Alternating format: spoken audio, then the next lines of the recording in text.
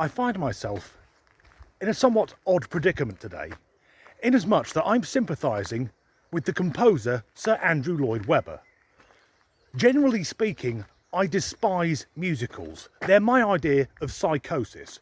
Because if I were wandering along the street, humming a merry little ditty to myself, and I turned around and the rest of the people on said street had fallen into step and were singing the same song, I'd think, fuck it, I've finally snapped.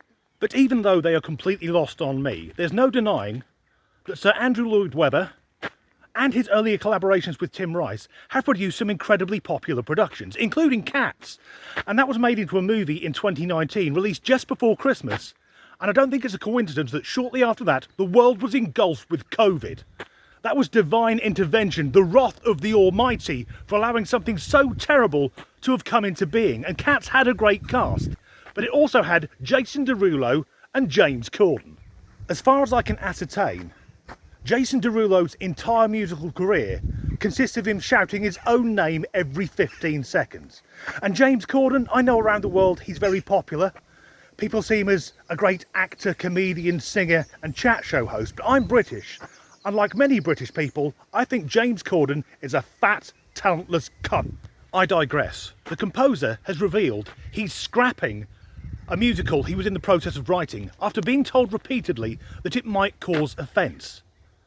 And although Andrew Lloyd Webber in 2023 is guilty of the heinous crime which I'm guilty of, being a white man, what was so offensive about this new musical? Was it sexist, racist, homophobic, transphobic? Because the screamy people will always find something to cry about.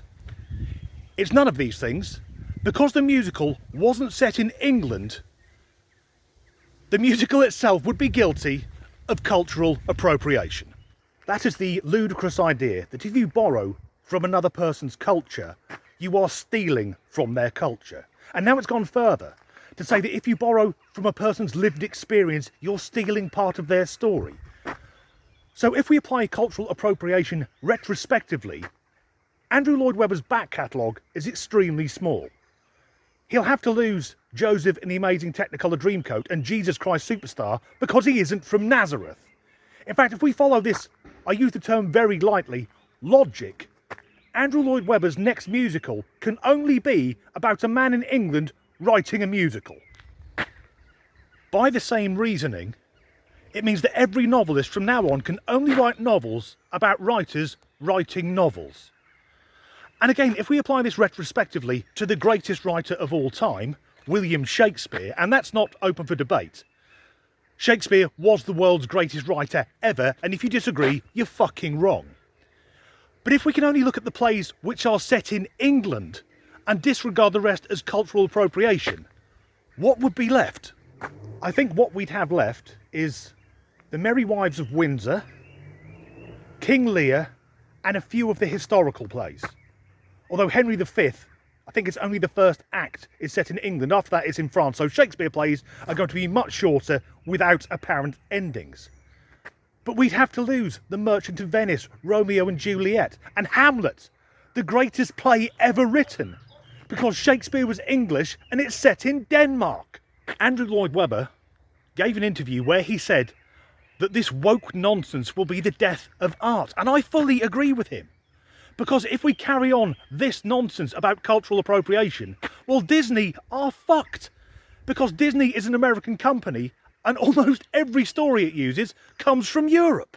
I think most sensible people will see the idea of cultural appropriation as being somewhat stupid, unless you're being openly racist or offensive.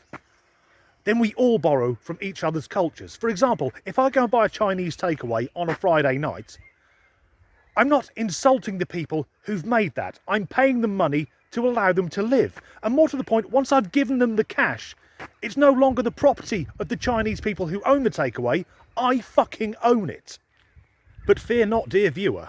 I have come up with a solution. Either we agree that the idea of cultural appropriation is fucking stupid and stop paying any attention to it, or we agree that everything is cultural appropriation. And that means that if you have the same skin colour as me, you need to start moaning like a bitch about everything. Thus, no matter where you are in the world, if you're roughly the same colour as me, meaning that your family at some point came from Europe or Scandinavia, then start calling people out for cultural appropriation. I'll get the ball rolling. All airline pilots have to be fluent in English. However, I will say that anyone who's not from an English-speaking country, and it is awkward because I am English, and anywhere in the world other than here that speaks English, yeah, we invaded at some point. But any country that doesn't have English as one of its first, let's say, 2 languages, they can't speak English anymore. Therefore, those countries cannot operate aircraft. And you're watching this online. Well, the World Wide Web, that was invented by a white British guy. If you're watching this at your computer, the computer was invented by a white British guy. If you're watching it on your mobile phone, the phone was invented by a white British guy. This can go on for a very long time. If you want to travel anywhere, if you're going by plane, powered flight, that's the Wright brothers, 2 white guys from the USA with European ancestry. If you want to drive a car, that's Messrs. Daimler and Benz, 2 white Europeans. If you want to travel by train, that's James Watt, a white British guy. And I'm saying all these things knowing I sound like a borderline white supremacist, but I'm illustrating a point. We all borrow from each other's fucking culture. I was going to mention space travel, but that one is a bit awkward because many of NASA's early scientists weren't actually American. They were Germans, from a period when Germany was very racist. The Third Reich. So even though I can't stand musicals, that's why I'm feeling sympathetic towards Sir Andrew Lloyd Webber, because that's pretty much all he does. But now he's in this ridiculous position where if he writes a musical which isn't set in the UK, he could be branded as a racist. I mean, I mentioned earlier, he wrote Cats. He isn't a fucking cat. Although I expect soon the furry community will be upset about that. As ever, thanks for watching.